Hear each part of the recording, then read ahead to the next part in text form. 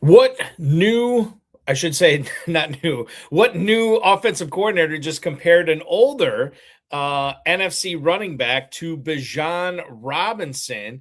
How do you handle Kyle Pitts, knowing that he may or may not be an Atlanta Falcon in FFPC drafts this year?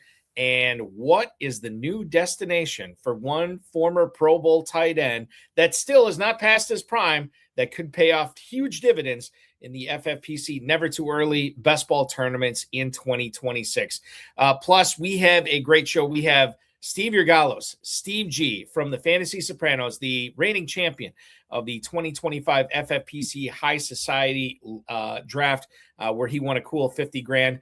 And that really pales in comparison to all the money that he won in the Big Gorilla, the FFPC Main Event, and plenty of other FFPC ancillary leagues, including but not limited to the Playoff Challenge as well. He joins us tonight. Ferrell Elliott is here. I'm Eric Balkman. Stick around. Your high-stakes fantasy football hour. Can't stand the pressure. I've seen greater men than me, the lesser. Broadcast live and heard around the world, you are now watching the most entertaining hour of radio on the planet. Welcome to the High Stakes Fantasy Football Hour presented by MyFFPC.com with your hosts Eric Balkman and Ferrell Elliott. The High Stakes Fantasy Football Hour is your home for analysis from the best players in the world. And now, because no one else was available, here are Eric Balkman and Ferrell Elliott. Solace in the scripture. Are we not all our father's sons? I became a man. Nobody ever told me what a man was. Thank you, Rob. Greetings and salutations to all of you Balkaholics and Ferrelliacs. Welcome to the latest episode of the High Stakes Fantasy Football Hour. It is presented by MyFFPC.com. That is MyFFPC.com. I am, of course, your slightly above average host, Eric Balkman. My co-host is the definitive commissioner of fantasy football, Ferrell Elliott. I'll bring him on in a second. Coming up on tonight's show, we're not only going to break down the things I talked about at the top of the program, we're also going to be talking about how high is too high for Colston Loveland in Big Gorilla drafts this year. Who's the number 2 wide receiver in Denver that you need to know for Baby Gorilla drafts? And, of course, Steve Georgalos is going to join us, the champion of the 2025 FFPC High Society League.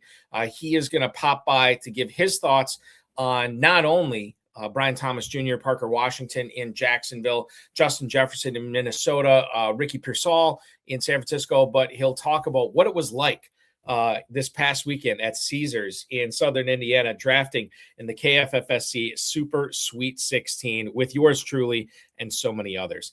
That is coming up in about 12 minutes here on the program. Before we get to that, I want to let everybody, each and every one of you know that if you want to connect with us on X, the show is at HSFF Hour.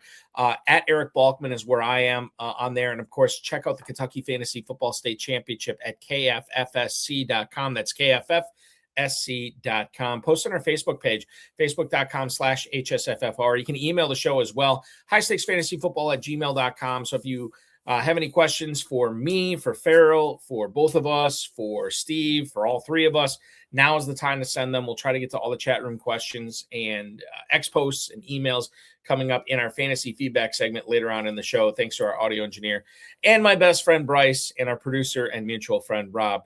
Want to bring in the greatest Super Bowl host in recent memory, better than Santa Clara, California, better than the San Francisco 49ers, a guy that put on a fantastic show at Caesars Southern Indiana this past weekend for the Super Sunday Sweet 16 drafts that went all across Saturday, pretty much all of Sunday, and then a great viewing party for plenty of high-stakes players, yours truly included, over at Caesars. He is the definitive commissioner of fantasy football. His name, Ferrell Elliott, and I bring him on right now. Ferrell, good evening, sir.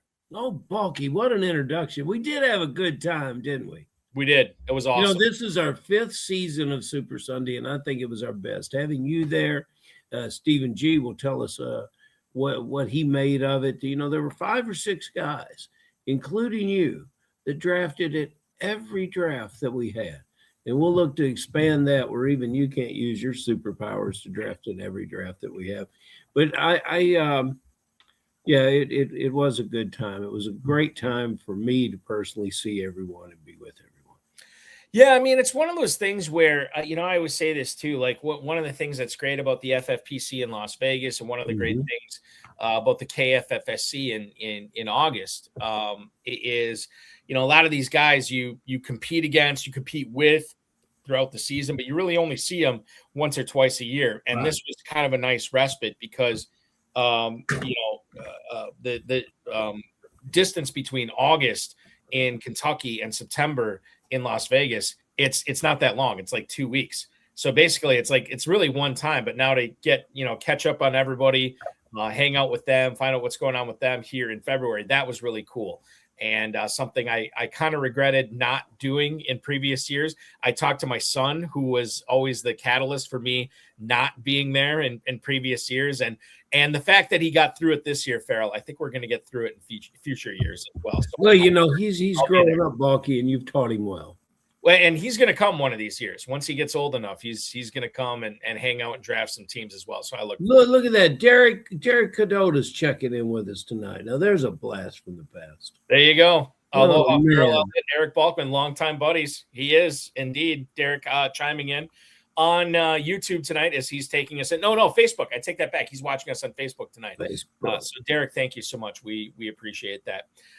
Ferrell, I want to get into some Super Bowl fantasy football news here as we're getting into. I always say it's not. I think Cecil Lammy from Football Guys always says this. It's not the off season; it's the non-playing season, which is basically what we're in right now. Tom Smith also checking in. Just got done with a Big Gorilla. I wonder if it was the Big Gorilla I just commissioned. That could be. It was bulky. It was. Okay, so there you go, Tom. Tell us about your team, how much you like it or hate it. Let's get into your Raiders, Ferrell, to get things off tonight. Field Yates, who covers the NFL for ESPN, believes that Fernando Mendoza is actually ideal for Clint Kubiak's offensive system. Clint Kubiak was introduced as the new Raiders head coach shortly after the Super Bowl, and it's all but a foregone conclusion that Mendoza will go to the Raiders with the first overall pick in the draft. Field Yates says that he has elite accuracy and overall arm talent to throw to all levels of the field during his last season with the Hoosiers. And by the way, led the Hoosiers to an undefeated season, I believe the first 16-0 team ever in college football history. And you would imagine that after Clint Kubiak turned Sam Darnold into a really good quarterback to a Super Bowl winning quarterback, that Mendoza might take another leap forward. Quote, Mendoza brings a strong frame and in-pocket mobility with enough creativity to handle duress out of structure. That's what Field Yates from ESPN said. Quote, and his quick processing skills point to a successful starting NFL quarterback. Now, I am not going, yes, Field could be right with a lot of this stuff here. But, Ferrell, I think the biggest thing to focus in on is the fact that the Raiders are going to have a lot of cash and a lot of draft capital to invest in that offensive line, in addition to picking up Mendoza, which should be a significant upgrade over Geno Smith. This should be wheels up for Ashton Genty, for Brock Bowers. We know that our guest tonight was drafting Ashton Genty fairly high in most of his Kentucky drafts this past weekend. And I think that when we look at where these Raiders are going now, Mendoza, Bowers, Genty, I think it is not a stretch to say that if you want to wait to draft until August, which I think is a mistake, you're going to be paying a bigger premium for these players. If you're drafting now, get these Raiders now, because I think a lot of them, even though they're already going high, they're going to be even going higher, believe it or not. Yes, Balky, you're exactly right. And I watched Field Yates, who he could hardly quit talking about Mendoza on NFL Live. Boy, he was, they had to go to a commercial. There were some production values involved just in getting him off the microphone. And we could do the same thing. And at the Super Sunday Sweet 16 drafts, the two Raiders off the board before the 24th pick, almost in every draft, if not every draft. And you would think accurate, with Genty and Bowers, and you would think the accuracy of the passing game makes Genty look good. I also think it does some things for Beck. And when you consider the downs and distance that would be more valuable to Genty, you begin to think that Bowers is a big contributor of that, especially between the 20s. Now, the trick is, as you prepare for your big gorilla and draft multiple players in the best ball format, you're going to have to figure out which is the next best raider to get there. And I think I think over time we'll answer those questions. But yes, Mendoza, who you could compare him to a lot of quarterbacks, but Darnold is certainly one you could compare him to. So I think it's a great landing spot. Spytek at general manager, and along with Brady and whoever else is stirring the pot out there, I think they found him a winner. Yeah, I'm with you on that. And, even though, and like we saw where Mendoza was being drafted, sometimes not drafted at the KFFSC Super Sunday drafts, sometimes not drafted at all, but significantly higher in the drafts that he was selected in than Geno Smith was last year. And a younger guy, a pedigreed guy, the number 1 overall pick. You're going to love drafting Mendoza in Superflex leagues this year. And certainly with how high FFPC and KFFSC players are treating Mendoza, we know that Bowers and Genty are going to be collateral, whatever the opposite of collateral damage is, collateral production. A rising tide raises all ships. Yes, sir, it does. Now, I thought this was interesting, Ferrell, and I'd bring it up with you here. Zach Robinson, the new offensive coordinator for Tampa, who spent the last couple of years in Atlanta coaching Bijan Robinson, said he sees Bucky Irving in, quote, a very similar light to Bijan Robinson there with what he can do in the passing game. Quote from Zach Robinson here. There's not a run concept that he can't run, which is great. Now, if we look back to Irving this past season, obviously he had the injury. When the Buccaneers got close to the end zone, he was often taken off the field. But he is entering 2026 seemingly with a blessing from his new offensive coordinator who believes in him. And don't forget, Rachaad White, a free agent, not expected to come back to the team. This could be massive for Bucky Irving this year. Quite frankly, Ferrell, a little disappointed that I didn't land him in more leagues this past weekend. This could be wheels up for Irving. How do you see this situation for Bucky with the Buccaneers? You've always been a big Bucky Irving guy, and I was surprised that you did not draft him, and that we did not hear Bucky Irving's name coming out of your mouth more frequently during the weekend. Now, every player, especially when you start this early, they can thrive and blossom when they begin to have the feel that the organization, the head coach, the OC, that everybody is getting behind them and everybody believes in them. And those are very, very big words.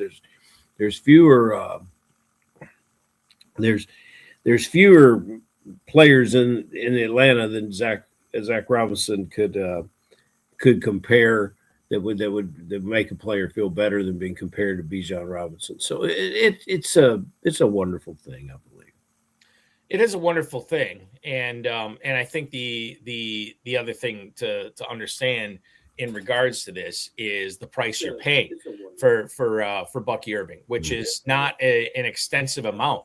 No. Especially when you consider, he's being compared to Bijan Robinson, who's the 101 in drafts this year. And he's always been a steal, Bucky, and you've always stolen him from us. You've always Bucky Irving, Ferrell, not even being drafted as a top 12 running back right now in the FFPC Never Too Early Best Ball Tournament. Bucky Irving, running back 13 at the 306, right behind Josh Jacobs, right ahead of Breece Hall. That data courtesy to you of fantasymojo.com, at FantasyMojo on X. Darren Armani, the webmaster, the godfather of the Pros vs. Joes Championship. Anytime we cite ADP data, stacking data, blind bid data, it's all courtesy to his website. If you play in the FFPC, strongly encourage you to get a subscription to fantasymojo.com.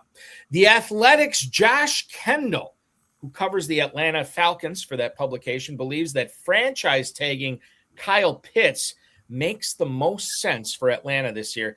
Kendall said that Pitts is likely to be in Atlanta either way, whether they franchise him, whether they don't franchise him.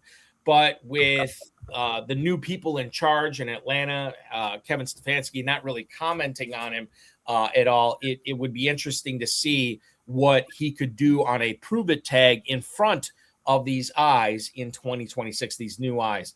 It's not a massive price that you need to be paying for the franchise tag for tight ends.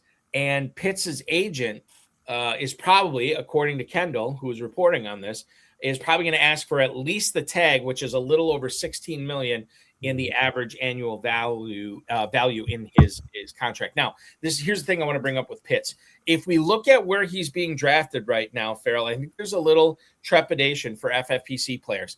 He, despite finishing as the tight end 2 last year, is being drafted as tight end 7 at the 602 in this tight end premium format in the FFPC Never Too Early Best Ball Tournament. Kyle Pitts going behind Warren, Fannin, and Kraft. He is going ahead of Laporta, Gadsden, and Ferguson. Ferrell, what do you make of the tight end 7 value at the 602? Given how this guy finished last year and knowing, I mean, here's how I look at it. Either he's going to be back with the team he had the tight end 2 season with, or he's going to be with a team that is going to be paying him mucho dinero to do what he did last year. I think tight end 7 for Kyle Pitts, a really, really good spot for FFPC players right now. It is, but it may be likely to stay at 7. You list the players in front of him again, and let's talk about just who he could move in front of. And it's hard to break into that group. And there's some good players directly behind him. So I think I was looking at it, and this weekend I was surprised to hear him coming off the board as late as he did, and if we go to our champion, Mr. Rob Sorrow, is it, from the FFPC, and his nephew, those guys had Pitts and never used him this year. Their damn team was so good until the very end, so there's quite a steal in the draft, and I think he might stay a steal. I think that Pitts is the type of player that is going to bring a lot of nervousness, a lot of people that maybe even profited from having Pitts on their team last year, right? Mm-hmm. It's still going to be a difficult click for him this year. And quite frankly, I think I drafted him once this past weekend. I wish it would have been more, because I do believe he's going to return definitely in tight end premium and non-tight end premium leagues on significant draft value this year. So that's my guess of what happens with Kyle Pitts this year. One more thing before we get to our guest tonight. David Njoku announced on Instagram that he is not coming back to the Cleveland Browns this season. Now, if you remember at the trade deadline last year, he was all about Cleveland, despite Harold Fannin really taking over the tight end position for him. He was all about the Browns and coming back to the Browns. And now apparently something has changed, at least to Njoku. I quite frankly was always surprised when he was saying he's coming back to Cleveland. I was a Pro Bowl tight end 2 years ago. His skill set can be utilized by another team in the NFL to perhaps an 80, 90, or 100 target season. This is the first year of his career that he won't be a member of the Browns. They were the original team that drafted him 9 years ago, back in 2017. He is going to be 30 years old this coming year. He lost playing time, obviously, this past year to Harold Fannin Jr. And perhaps after the season ended, he kind of saw where things were going with Cleveland, and that it wasn't him as the future tight end for the Browns.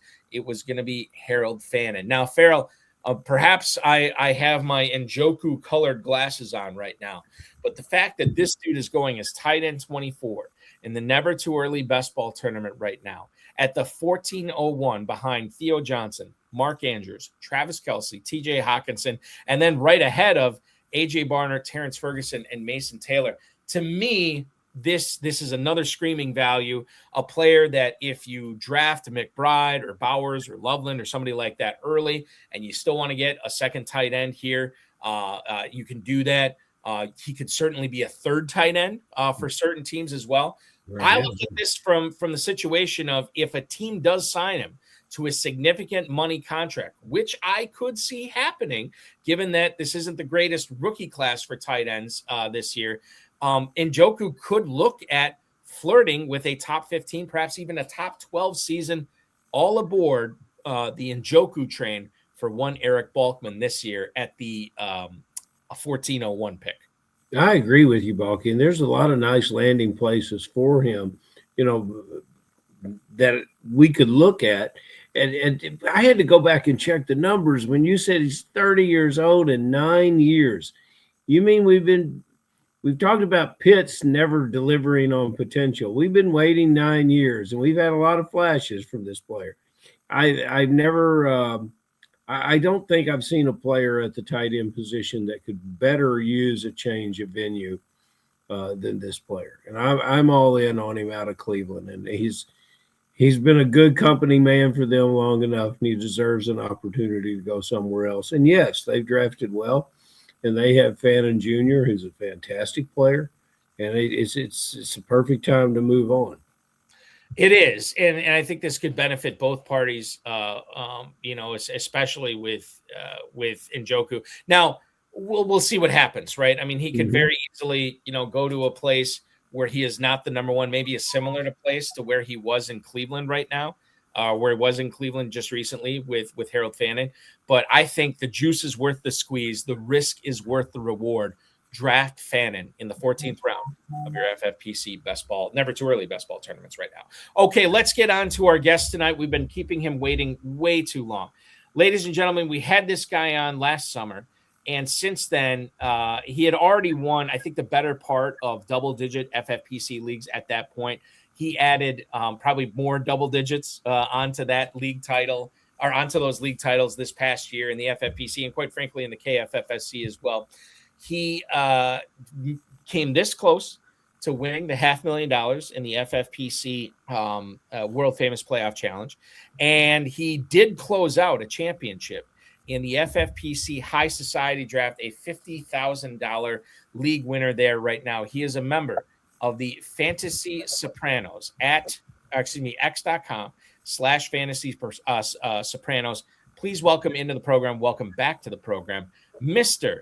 Steve Georgalos. Steve, enjoyed hanging out with you this past weekend at the Super Bowl. Good evening to you. Good evening, gentlemen. It's good So to see somebody you, was on that Njoku train over the weekend. I'm not going to point any fingers of the guy that was drafting him in the 16th and 17th round. Yeah, but he's very close to us. He's very, very close to us. But listen, it was a great weekend, by the way. It was great seeing you guys. We had a lot of fun. I thought the drafts were fun. Everybody, I got to see a lot of people that I didn't know personally. Ferrell, great hospitality. It was a great weekend. You can count me in for next year. I'm all in, buddy. 2027's first registrant, and the second one, Balkman.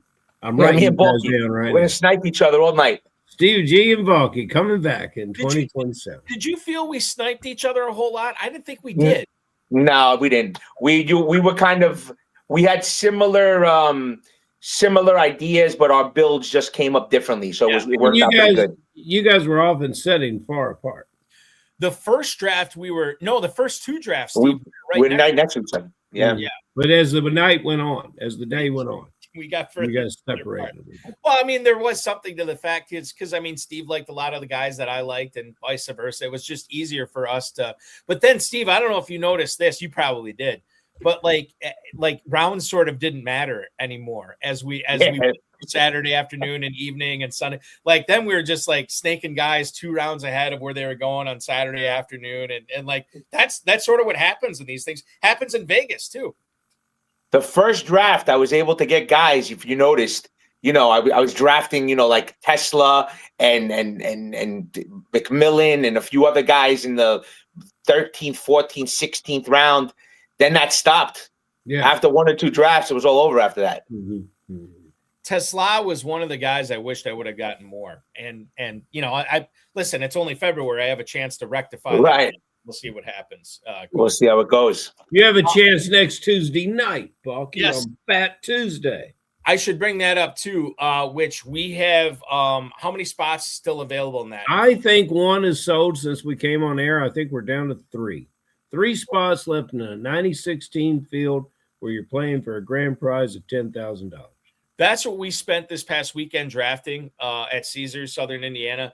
And now out of that 96-team field, there are 3 spots left. You can draft live 9 p.m. Eastern time this coming Tuesday night in the Rocky Blyer division. 3 spots left. I'm in that one. You can come compete there, KFFSC.com. Steve's in there too. Steve is in there as well. Yeah, we're in there. That's going to be a lot of fun. The one of the things that I think was not fun last year, Steve, drafting against you, and it always seemed like when I was about to draft Theo Johnson, you would grab him a round or two earlier. And you're like, I told you, Balky, I told you I'm going to get him. I told you I'm going to get him this year. and you did. But I noticed this year, the want, the need, the desire for Theo Johnson, while it was still there, not nearly as high in 26 as it was in 25. Why do you feel like you're staying away from Theo Johnson more than targeting him this season, Steve? Well, I'm gonna say that I'm not out on him. I'm just not as overly looking to grab him. I mean, Harbaugh was a great hire. I mean, wasn't crazy about Matt Nagy, to be honest with you. Callahan, let's see what he's gonna end up doing with Dart. But the main reason why I'm kind of a little standoffish at the time being with Theo Johnson is because, in order to make some kind of assessments, you got to watch football. So I saw that in the last couple of games of the season when they made Theo Johnson inactive, that Cody Bellinger is a really good tight end. Now, he's a free agent, okay? But in the instance that Bellinger does come back, I'm not going to be as high on Theo Johnson as I was last year. It's just a matter of, I think that he's going to lose snaps or share more snaps and routes with Bellinger. Bellinger's advancement was truncated somewhat because of that eye injury, if I'm remembering. 2 years ago, he was actually about to kind of like I think I picked him up on waivers in the FFPC. Yeah, he was, and then all of a sudden he got the eye injury. Yeah, and he's a very, very good player. And that's one of the things we don't want in the FFPC is two tight ends on your roster. But man, Steve, that quarterback. You got your quarterback for your New York Giants, and that's one of the most prolific young players in the game. When he takes his Giants to the Super Bowl, we might see a little better passing game than we saw this past week. We're going to see a better passing game next year, but we also have to taper our expectations on what they want to do with him. So as much as I love Dart, I've been drafting a lot, and he's going in around. I think where did he go tonight? He went in the 7th round. To me, it's all right spot. There's not value to me in that spot, especially this early. Right.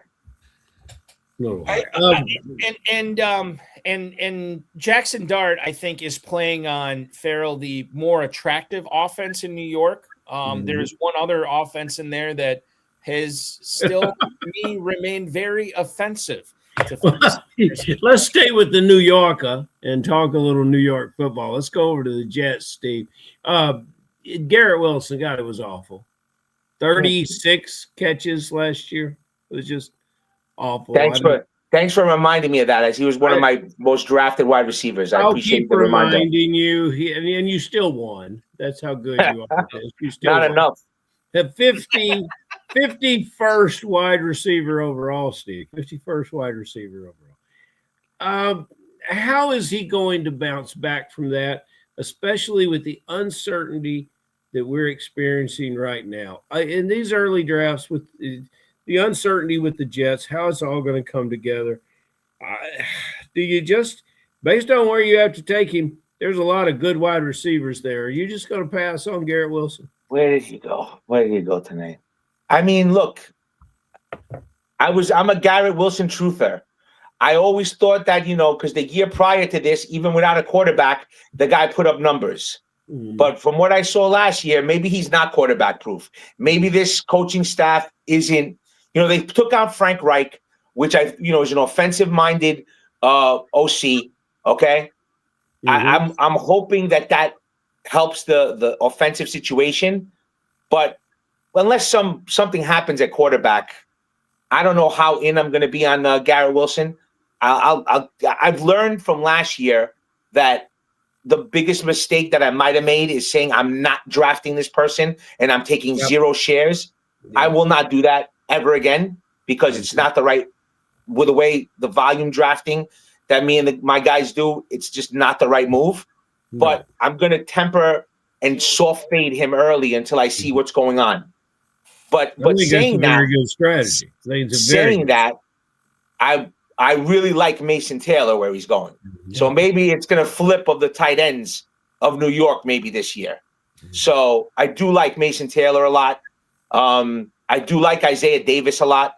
I just think Breece Hall's not going to be there. I like Braylon Allen, but in this type of offense, I feel they're going to be really bad. There's going to be a lot of dump-offs, stuff like that. So, you got to temper expectation on Wilson and try to find value if you're looking at the Jets.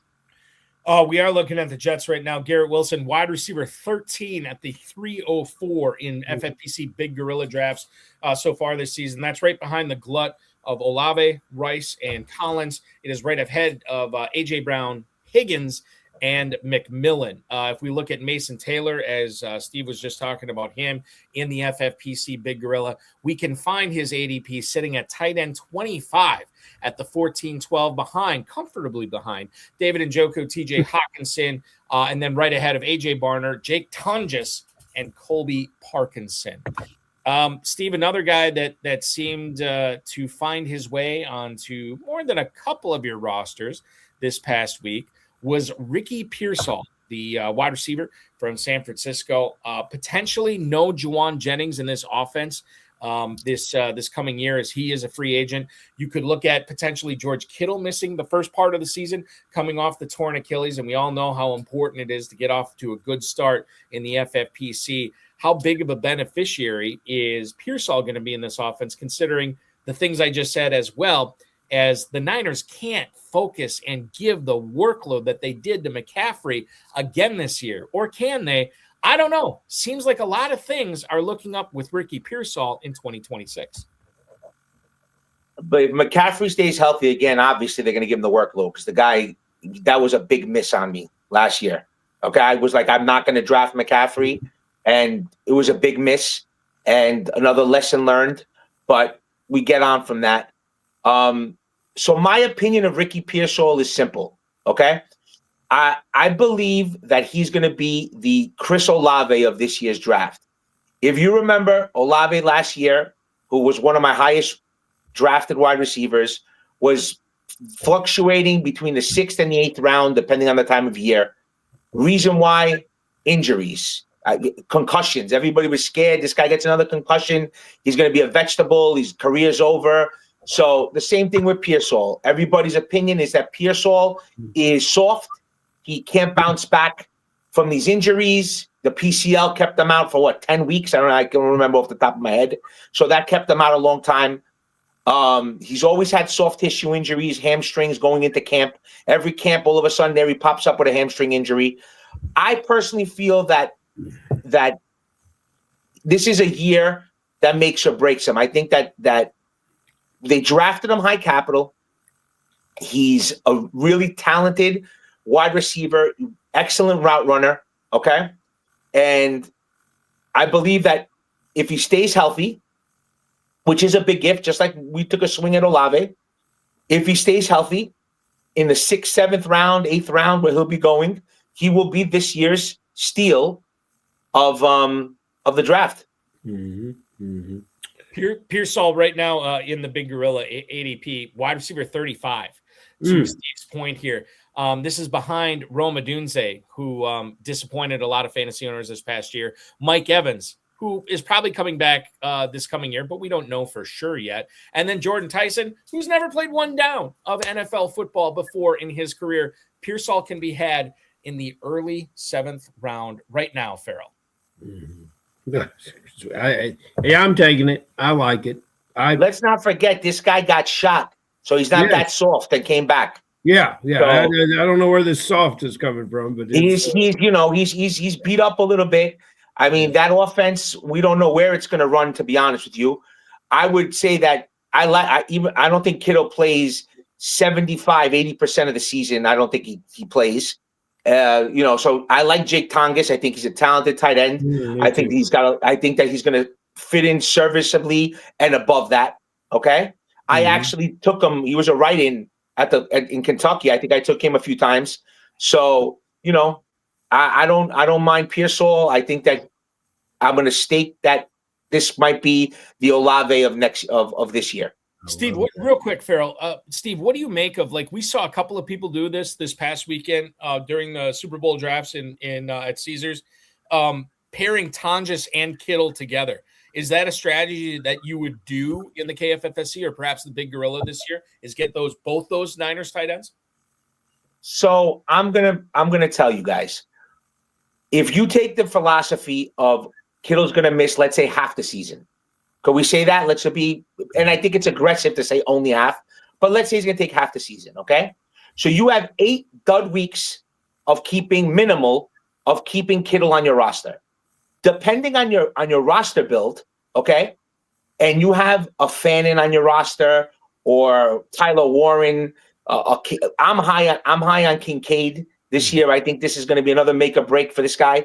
I mean, I drafted him a few times over the weekend wherever I could, but I feel that I don't think Kittle's going to come back as strong and as quickly as people might think. You're going to keep Kittle on the bench, take a bench spot.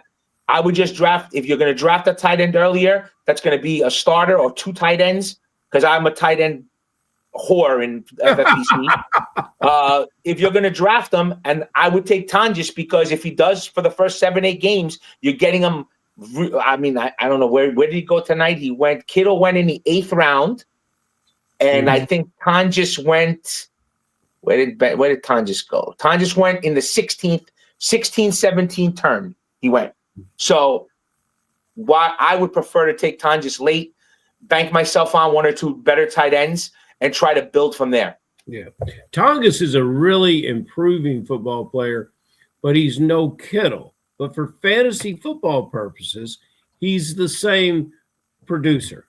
So there's been very few situations like this in fantasy football where you can count on the same fantasy point production.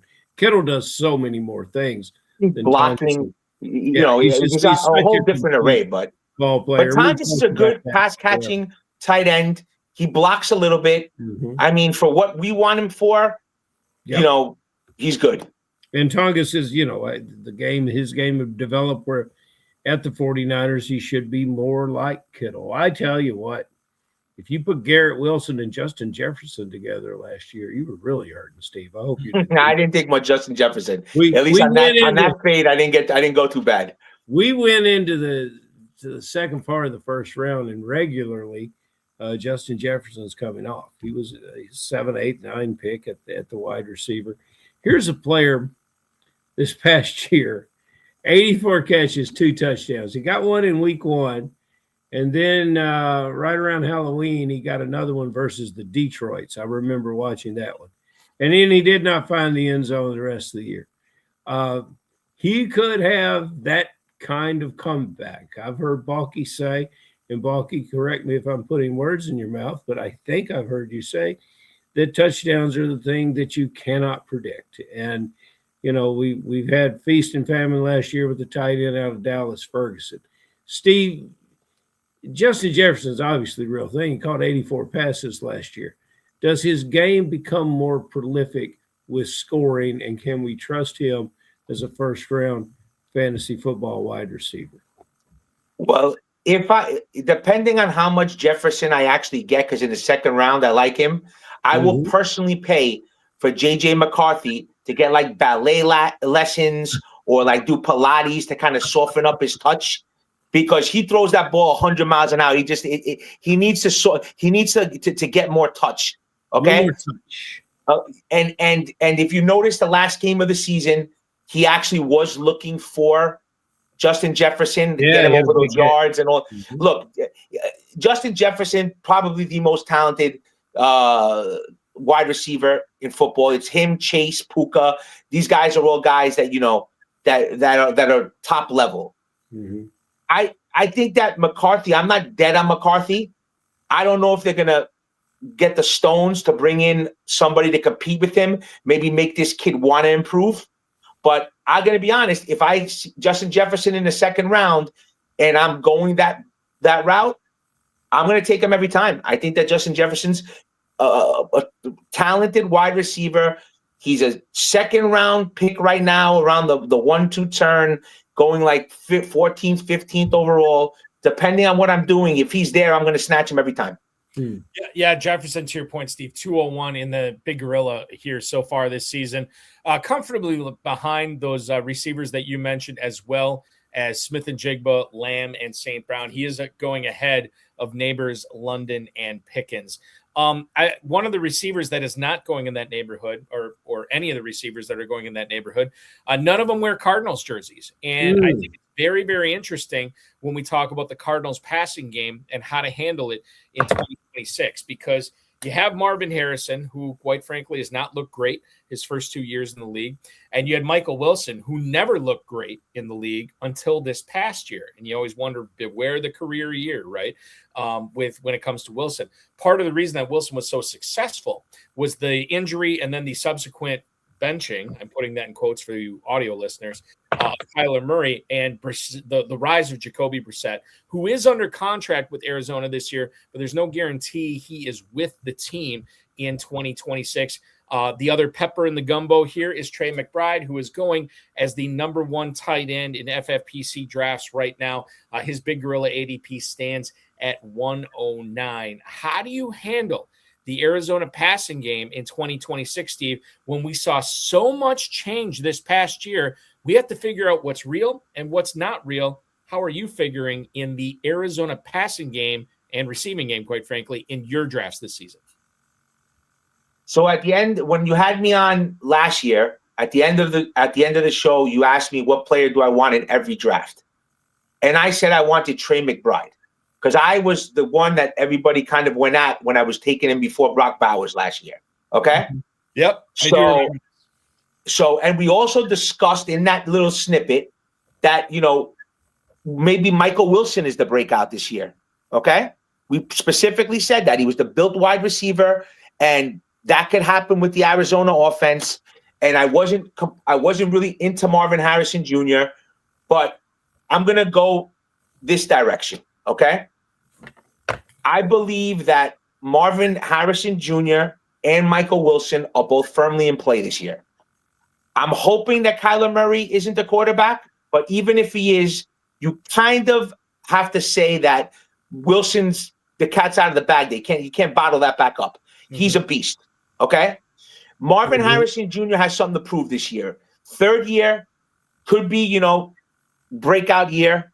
I'm definitely not against him. I took some of him in Kentucky. I took a lot of Wilson in Kentucky. I balanced it out. And if you noticed, I took Kyler Murray in the 20th round. Yeah.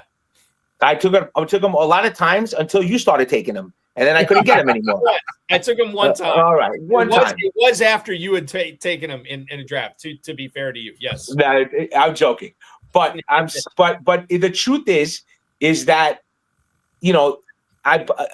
I'm upset with Nathaniel Hackett going there. Okay. But I mean, because he's awful. Okay. It's facts of facts. I remember when what's his name? Sean Payton said it's the worst coaching job he's ever seen. And Aaron Rodgers took 2 hits of peyote and wanted to go kill him. So I mean, listen, I hear that LaFleur, from what I'm hearing, LaFleur and Hackett, they're like family friends. Mm-hmm. And he's not going to call any plays. So he's just going to be there, I guess, in spirit. Okay. Give the guy a job, be somebody that's not going to complain about no calling a play. So I'm counting on LaFleur, who did a really good job with the Rams. I mean, we can't deny that. I mean, right. Look at Puka, look at Devontae, look at Matthew Stafford, MVP. Okay, the way he balanced that backfield, and that's another thing. The Arizona backfield. Where do we go with that? Yeah. What do we say with that? Connor's still under contract. He's coming back. Trey Benson. I mean, we didn't see anything out again last year.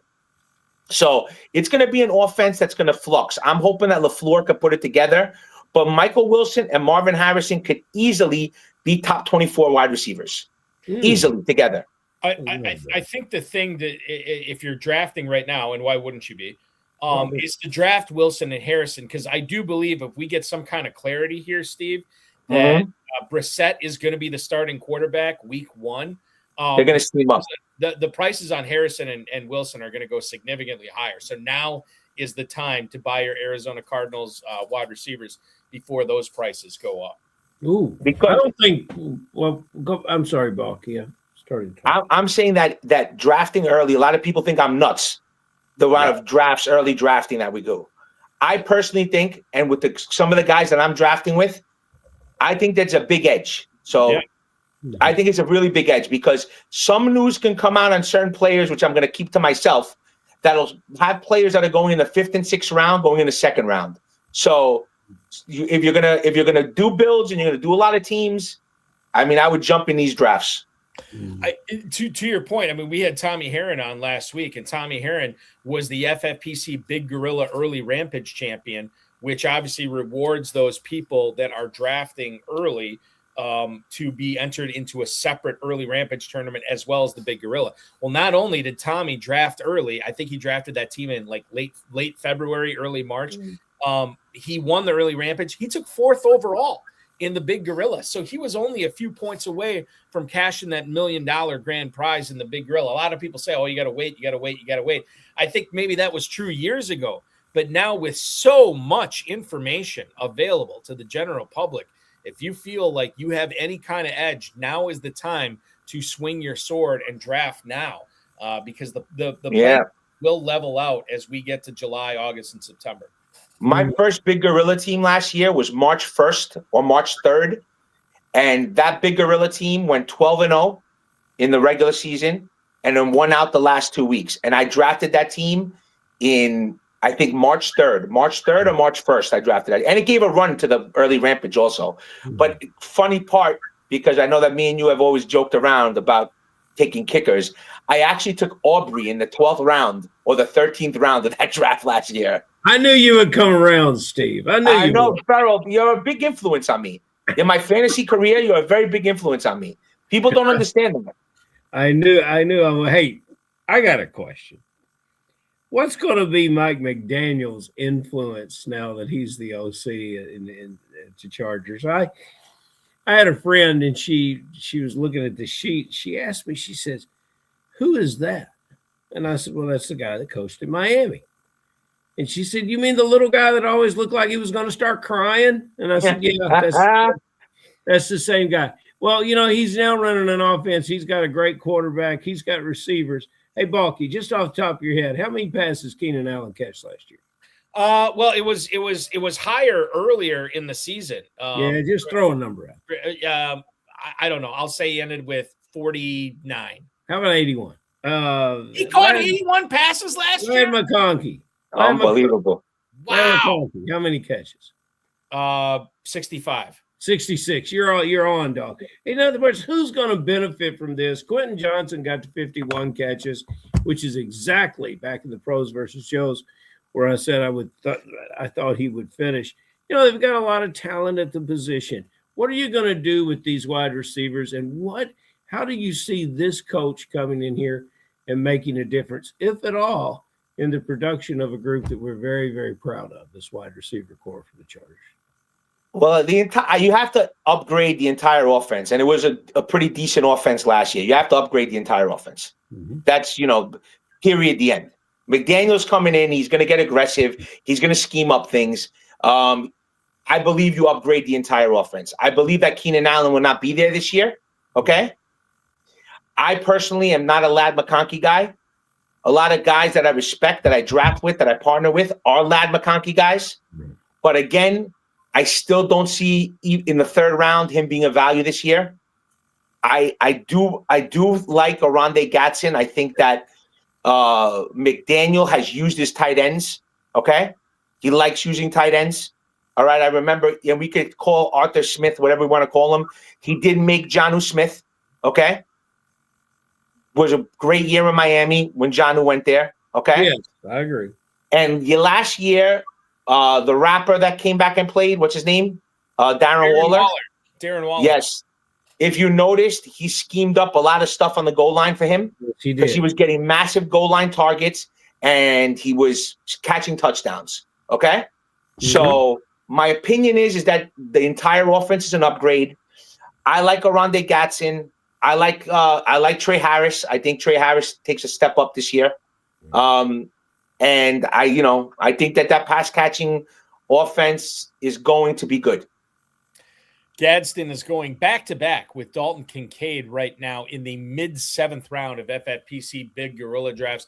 Kincaid, the tight end 9, Gadsden, the tight end 10, and then you have to go a little bit further than that to get to tight end 11, which is Jake Ferguson in the late 7th round. So Gadsden makes some sense. Price seems to be right for him right there. And you just heard the reasoning why on this guy potentially outperforming that ADP this season. I think the Jacksonville Jaguars passing offense is fascinating to follow this offseason, as well as how to draft it this year, Steve. So many moving parts, right? Coming off a massive season, first year under Liam Cohen, Trevor Lawrence finally looked like the number 1 overall pick. And part of the reason was he had the good ground game, obviously, with ETN, but he also had a bevy of pass catchers to throw to. You think about Brian Thomas Jr., who had opportunities early on and then just kind of fizzled out. They trade for Jacoby Myers, right? And then they give him the extension. He was a big focus of the passing game. Travis Hunter seemed to be coming into his own before he ends up with the knee injury, I believe, in Europe. And then he shelved the rest of the season. Now we're getting reports that he might be significantly a corner this year rather than a wide receiver. James Gladstone, the GM of Jacksonville, saying, like, look, we have a lot of guys whose contracts are up at corner, so it seems obvious that Hunter will be playing more corner than he did last year. Is that enough to take away his wide receiver capability? Perhaps. So there's a lot of moving pieces here, and I didn't even mention Parker Washington yet, who really came on. Trevor Lawrence being very effusive in his praise for Parker Washington. This question for me sort of bears down to 2 players. Did we see the real, quote-unquote, Brian Thomas Jr. and the real Parker Washington last season, or did we not? And are both of those seasons for these 2 players in 2026 going to look radically different than what they did this past campaign? Well, I never like to correct you, Balky, but I'm going to tell you, I'm going to correct you on Trevor Lawrence. The guy stunk the first half of the season. Terrible. He was my most drafted quarterback. I dropped him everywhere. Then he comes back in the playoffs and he burns me. Okay. So, I mean, I'm not going to complain because I did drop him and pick up Matthew Stafford and the Darnold types, but that is what it is. I was a big Brian Thomas drafter in the first round. I think we all saw that on all the lives that I did on the FFPC YouTube. Okay. And I wish that I took a lot less. Okay. Because being more involved in football and meeting new people and getting more information kind of lets me know different things that I wish I knew when I was drafting this guy religiously. Okay. He's not a great route runner. Okay. So Trevor Lawrence privately, because Trevor Lawrence is a real nice guy, so he's not going to bash Brian Thomas openly. But on the back end, a few people that know Lawrence, he said that the guy is a talented player, but he's just a lot of go routes. And if you notice with Mac Jones a year prior, Mac Jones was the dumping passes to him, go routes. It wasn't much. It was just a lot of volume. Mm-hmm. Now, I saw an interview with Matt Harmon the other day. I don't know if you guys saw it. Yep. And he was interviewing Trevor Lawrence. Okay. And if you listen to the whole thing and know what I now know, you hear Trevor Lawrence saying that he wants to, don't give up on Brian Thomas. He could be more than, he mentioned like maybe being more than a go route wide receiver. So I'm hoping that they work together during the year to go there, but he's not a great route runner. Let's see where that goes. Parker Washington, on the other hand, is a great route runner, which is why he got a lot of symmetry with Lawrence. He was getting a lot of looks. He was an end zone target. And I personally think that Jacoby Myers is a jag. I don't think that I think that he's a slot. He's not gonna. I just don't think he's a spectacular player. And I think that they fed him the ball a little bit, but I just don't see him as that guy that's gonna scare me on an offense. Travis Hunter, he didn't get that knee injury. I had in private leagues, I had traded for him that Monday everywhere after he broke out, and I got him cheap. Okay. And Travis Hunter was going to be a focal point of that offense. Now, what they're saying, they could say whatever they want. If Hunter's on the field and he plays offense and he's improves his route running a little bit, the guy's a weapon. So I don't know what to make of it. I do know that Parker Washington and Travis Hunter are two guys that I want pieces of. I like it. I like it a lot. The interesting thing here is BTJ, bad route runner, great athlete, bad route runner, right? Travis Hunter, we heard you loud and clear about what this guy was going to be before he got hurt. And then obviously the analysis from Steve Georgalos that he believes Jacoby Myers is a Jag. Well, quite frankly, since he was traded from Las Vegas to Jacksonville, he is a Jag and will be a Jag for the next few years because of the contract he signed with the Jags. Nicely. Your point is taken, Steve. We're having some fun with words here for sure. Let's have some fun with rookies, Ferrell.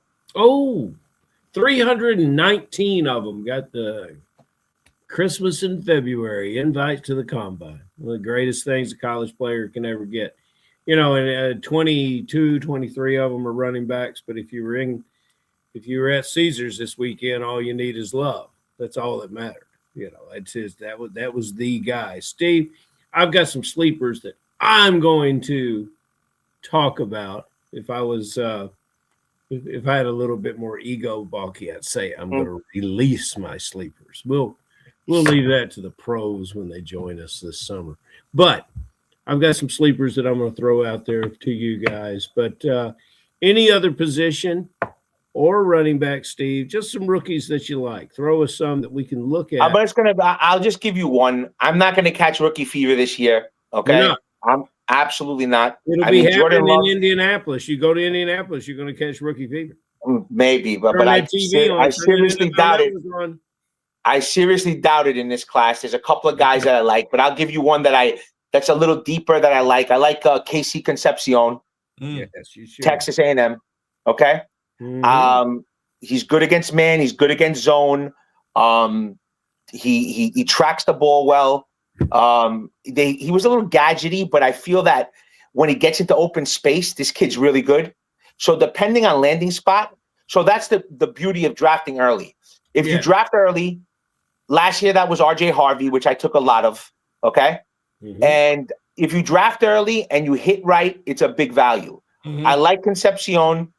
I think that he's going to eventually be a really good wide receiver. Let's see where the landing spot is. That really counts. But that's the one kid that I see that I'm like, okay, I can kind of draft some of this guy. Besides, but now what about this running back Love? Because when you say, okay, we got to spend a mid-second round draft pick on him, Balky, do you recall? Is that correct? Mid-second round draft pick? I would say this past weekend he dipped into the early third in a few. So then you talk about landing spot and you say, hey, this guy's the starting running back in Kansas City. Now, what does that do for you with drafting Love? Do you want to move him up in that situation? I'm a little biased of drafting rookies, I'm listening in the first and second round running backs. I mean, I'm a little biased. I'll have some love. I'm not going to have no love. I'm going to have some love. But, I mean, landing spots key. If Kansas City does draft him, they may also dip their finger with Breece Hall. So it could be two running backs. Yeah, that would be overkill, wouldn't it? Okay, so, you guys want my three distant rookie sleepers that I would love it. Please. Let me write it down. Let me get a pen here. Here you go. Get you a pen and write it down.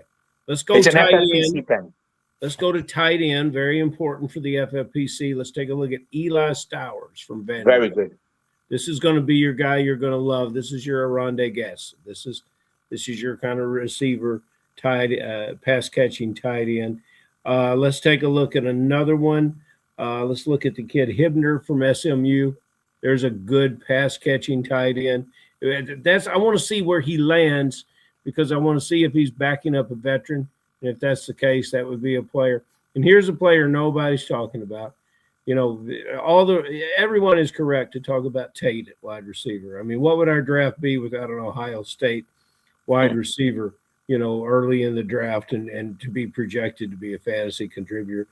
I'm going to give you a guy nobody will draft, so draft him at the very end if you want, Steve. Ted Hurst, Georgia State, wide receiver. I know the kid. He's good. Those are my guys. Thank you. I've been hearing a lot of buzz about Ted Hurst for sure. But Hibner is a new one for me. I have not heard. I'm going to watch tape. Brand new. Blue collar pass catcher.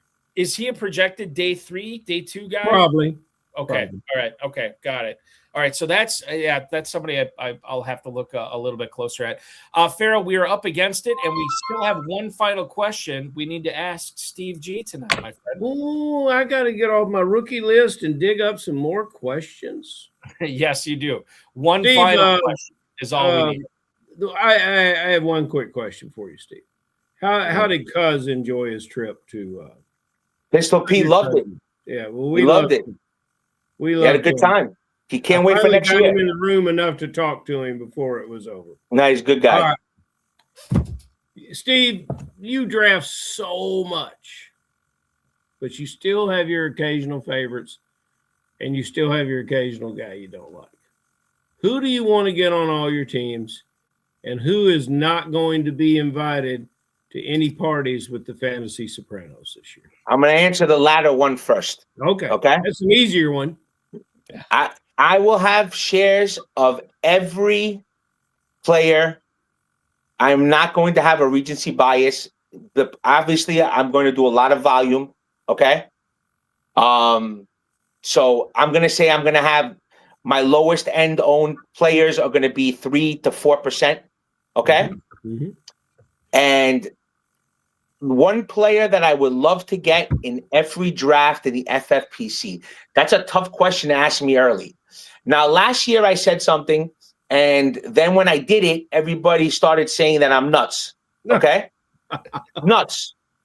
So I'm going to say that if I could get Brock Bowers in every draft, I'm going to take Brock Bowers this year. Yeah, I'm on with that. This was the opposite last year, Steve. This is 2026. 2025 is in the rearview mirror. Right. So last year you were Team McBride over Bowers. People called you crazy. Now this year you're Team Bowers over McBride, which I think that Mendoza is going to use him as a safety blanket. Okay. Mm-hmm. There isn't as of right now. Who's your wide receiving core there, right? So I mean, I'm not far fetched for saying that an improvement at quarterback, which isn't hard from Geno Smith, an improvement from quarterback, Brock Bowers is going to surpass Trey McBride. And we might have a downgrade at quarterback in Arizona. So the correlation kind of makes sense in my book. Okay, now who's that guy you're not going to have? Hold on. To piggyback on that comment, McBride, granted, had 126 catches, 1,200 yards last year, but it took one of probably the most pass dominant offense in the NFL to acquire that. All right. So I understand that McBride did numbers last year. He's going to do numbers this year. I want to focus in on one stat, guys, and it's a stat I said is not very sticky. However, Trey McBride in 2022, 1 touchdown receiving. 2023, 3 touchdowns receiving. 2024, 2 touchdowns receiving. 2025, 11 touchdowns receiving. To borrow a phrase from one of my favorite shows growing up, Sesame Street, one of these things is not like the other. And if you want to say that McBride is going to come closer to the 11 touchdowns in 2025, you are betting against 3 other years of history and sample size that would say that it's going to be closer to the 3, 2, or 1 seasons he had. McBride still could be very good this year, but quite frankly, 126 catches and 1,200 yards with 3 touchdowns rather than 11 touchdowns, significantly different when you're talking about the elite tight ends in the NFL. Okay, there you go. That's my soliloquy on McBride. It was a good one too, Bob. Thank you. I mean, I think it was great. I think that there's, when you use common sense in fantasy football, sometimes you actually get ahead. So, I mean, and I'm drafting with you and with everybody in Kentucky over the weekend. There was a lot of common sense in the room. It was a great time. Okay, Ferrell almost danced some salsa. We were ready to go at the halftime show. We were ready to go. I could feel it. Hey, you know, Steve, and everyone was thrilled to have you here and looks forward to you coming back. There is, and Mr. Greer drops in, for a commentary from earlier in the show about Jack Becht. And I think, we talked about identifying the Raiders besides Bowers, because Bowers is going to get a big part of it. And you're right, Stephen G. Tom Smith asked a question, Balky, and I'm not going to answer it. I know the answer to it. And but I would like to hear in his eloquent way of putting things, what's the answer to that question from Tom Smith, Steve? Because I asked you, and you gave one of the most beautiful and kindest answers of a guy who is the voice and face and the CEO of the Fantasy Sopranos. So the young guys that went last year, Mike Carbone, Mike Reddy, they had a phenomenal time. Okay, they really had a good time. They kind of, the KFFFC, they put their stamp on it. They performed extremely well. Believe me, they did very well in the KFF, and I had nothing to do with it. Mm-hmm. Okay, I didn't do their waivers. I gave them some suggestions, but they took it on their own. The KFFFC is a league that, for guys like that, especially, and I'm not including myself, you can become a better drafter. Okay, by drafting against, there's a lot of good guys that don't get the exposure that everybody else does. So if I was everybody out there, I'd draft a few drafts in the KFFFC. I'm obviously the summertime, I'm going to take July off. Okay, I promised my wife that I'm going to go take 1 month off of everything. Okay, so July, I'm not going to be drafting. I actually partnered up with David Hubbard. Me and him are going to probably do every draft together. Okay. And you know how I feel about him. I think he's the GOAT. So he's just a different caliber type player. There's one other person that's going to be involved. We'll talk about that at a different time. But we have a team that's pretty strong. The young kids are going to do a lot of the Kentucky and a lot of the baby gorillas and stuff. But I'm going to take July off. I told my wife, you have me the entire month of July. When we step back here on August 1st, do not bother me, because I will be drafting from August 1st to Vegas, 3-4 drafts a day, especially the holiday weekend. What's that? What's the one? It's Memorial Day, right? Labor Day weekend, I'm going to sleep down in this office. I will be doing drafts that you have not. I will be sleeping here. I'll feed the dogs. I'll walk them. I'll come back down. That's it. My daughter, I'll see once a day. Okay. And the month of August, past Labor Day, I will be drafting fiercely in the KFFFC, the FFPC, which is my number one, FFPC. I'm an FFPC guy. All right. We'll be drafting all over the place. I'm looking forward to seeing everybody in Vegas that I see every year. And I made some new friends in Kentucky that I'm happy to see in Vegas. So I met a really couple of nice guys. I'm happy to see you guys. And Balky, I appreciate you having me on the show. I appreciate, over the weekend, a great drafting against you. I learned a couple of things, and it was a great time, guys. And I appreciate you guys. Steve, we can't thank you enough for doing the show tonight. Thank you for coming on short notice. We appreciate it. A pleasure to draft with you in Kentucky. Look forward to doing it again next February, and I'll see you in the draft rooms this summer in the FFPC and, quite frankly, the KFFSC as well. Thank you, brother. I appreciate it, guys. Have a good night. Take care. That is the CEO, as Ferrell calls him, of the Fantasy Sopranos at Fantasy Sopranos on X, Steve Georgalos, the champion of the 2025 FFPC High Society title, won $50,000 for that, won a lot of money in the FFPC Playoff Challenge, a top 5 finish, I believe, and that it was either top 5 or top 10, right up there. You can check the FFPC email I sent out today. That would have it in there. And of course, all the money that he made with Big Gorilla and Main Event championships last year. He's a real one, as Theo Greminger always likes to say. We're just always blessed to be able to chop it up with him, Ferrell. Good stuff from Steve G tonight. It is. It's just, he's the same guy all the time, and I just love that enthusiasm and energy. As he was most eloquently said to me, he said, Reddy and Carbone, they made their bones in Kentucky. Mm-hmm. And I loved that so much. And, they had 2 of our big payback championships. They won a couple of divisions in the main event. And, they flirted with the top 10. It was a great year for those guys.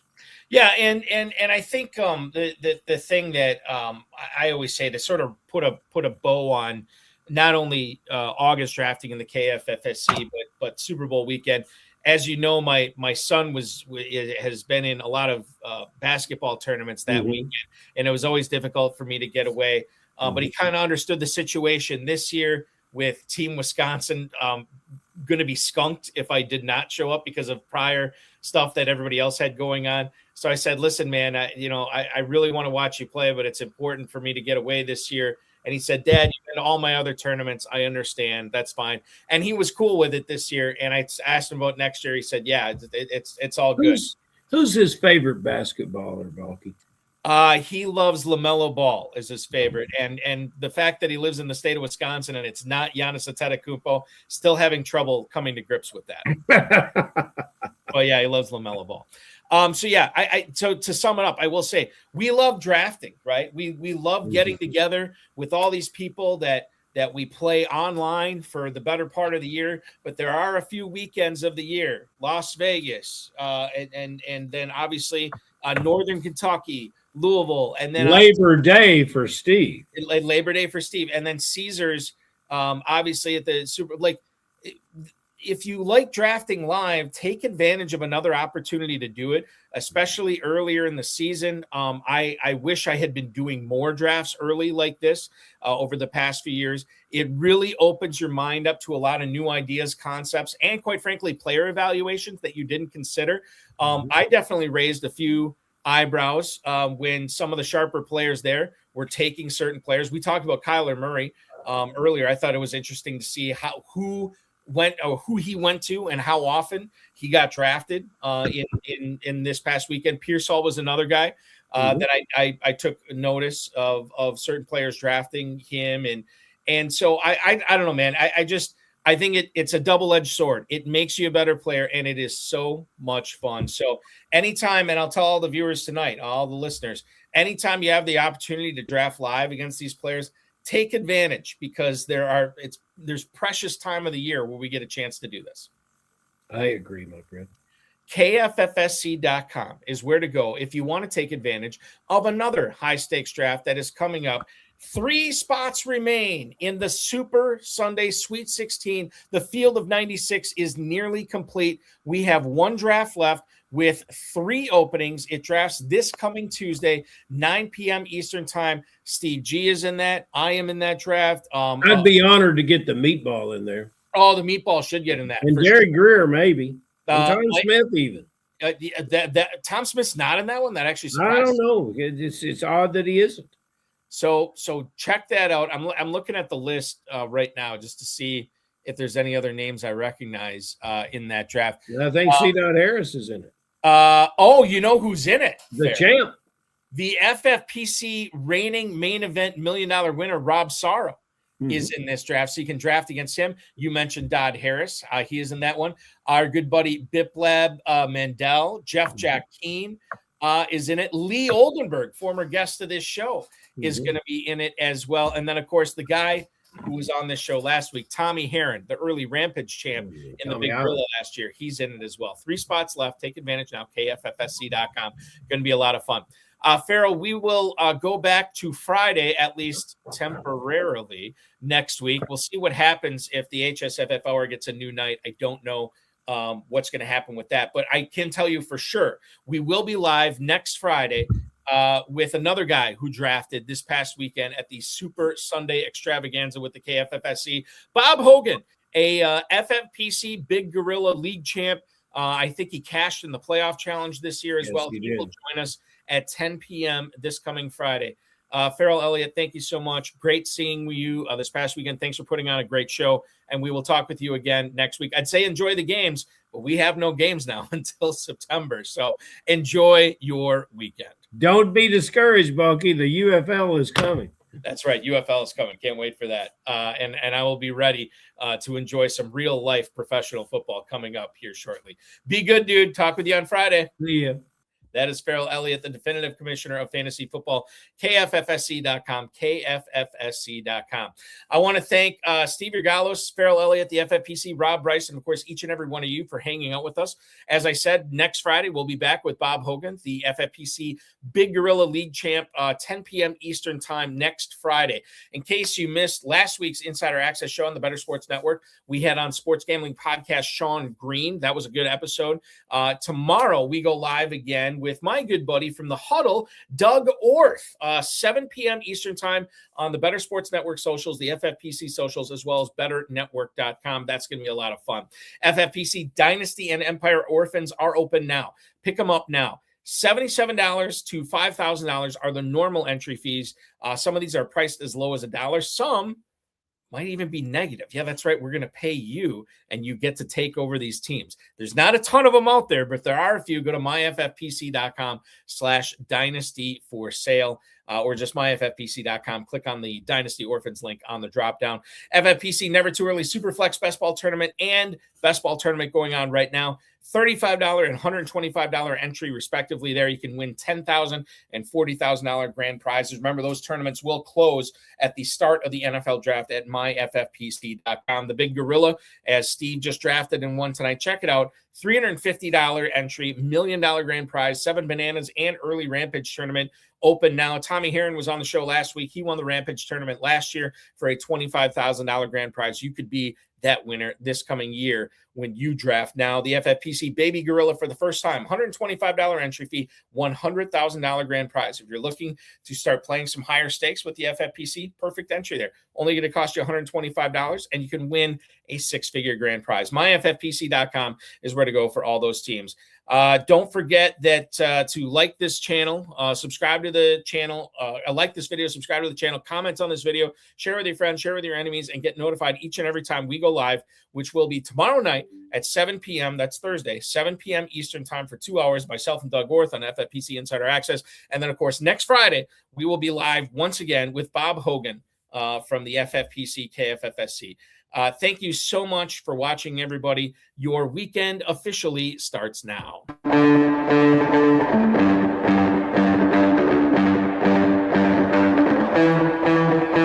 This has been another episode of the High Stakes Fantasy Football Hour presented by myffpc.com. It was broadcast live and was watched around the world. Balky and Ferrell will be back next week with more analysis, more interviews, and more advice from guests much smarter than they are. Thanks for watching, and we'll talk with you again next week.